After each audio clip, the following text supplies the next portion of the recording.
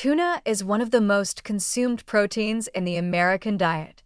It's affordable, shelf-stable, convenient, and carries a health reputation built on its omega-3 fatty acid content, lean protein profile, and association with the Mediterranean dietary pattern.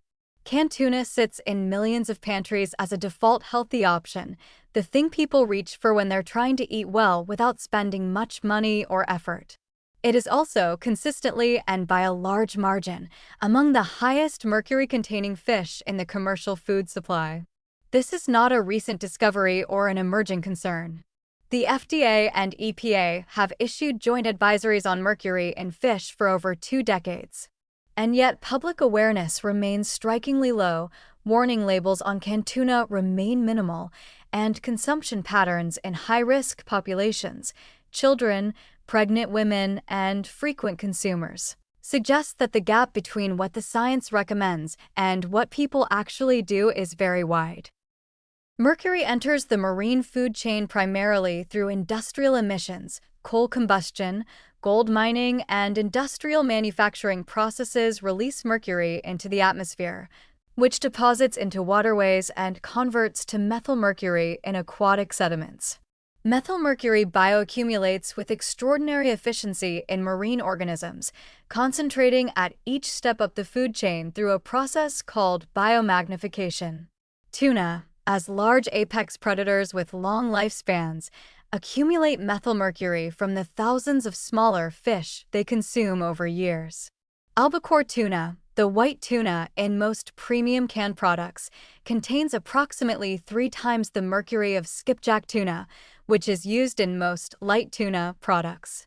This distinction matters enormously for consumption guidance and is rarely communicated clearly at point of sale. The FDA and EPA recommend that pregnant women who may become pregnant, breastfeeding mothers, and young children consume no more than 2 to 3 servings of light canned tuna or 1 serving of white albacore per week. These guidelines were designed to balance mercury risk against the genuine nutritional benefits of seafood consumption. What they don't account for is the reality of food access. In food-insecure communities where canned tuna represents one of the cheapest available sources of complete protein, people may be consuming it daily or near daily without any awareness of the cumulative mercury implications.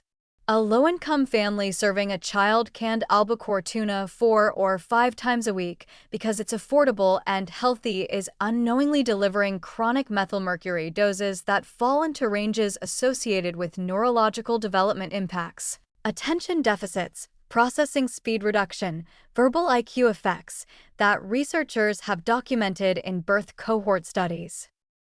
Methylmercury's neurotoxicity is particularly targeted toward developing nervous systems. In adults, chronic elevated methylmercury exposure manifests as peripheral neuropathy, sensory disturbances, and cognitive effects that are real but typically reversible if exposure stops. In the developing fetal and infant brain, methylmercury disrupts neuronal migration and myelination during windows of development that cannot be repeated.